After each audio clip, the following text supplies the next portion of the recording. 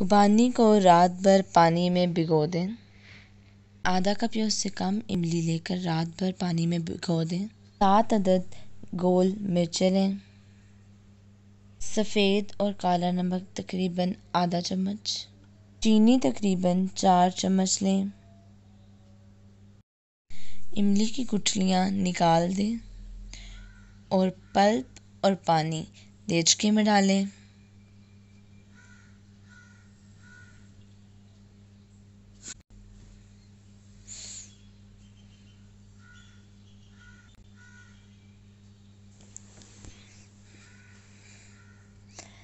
رات بھر بھگوئی ہوئی خوبانی لیں اور اسے پانی سمیت اندر ڈال دیں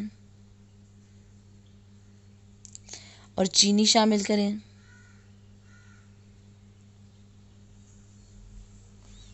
اور کالا نمک اور نمک ڈال دیں۔ اب لہسن کا ایک جوا اس میں ایڈ کریں۔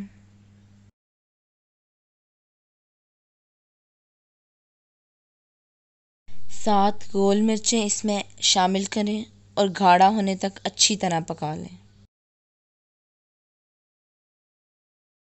اسے چولہے سے اتار لیں اور اچھی طرح سے ٹھنڈا کریں اور ٹھنڈا ہونے کے بعد بلینڈر میں ڈال کر اچھی طرح سے بلینڈ کر لیں۔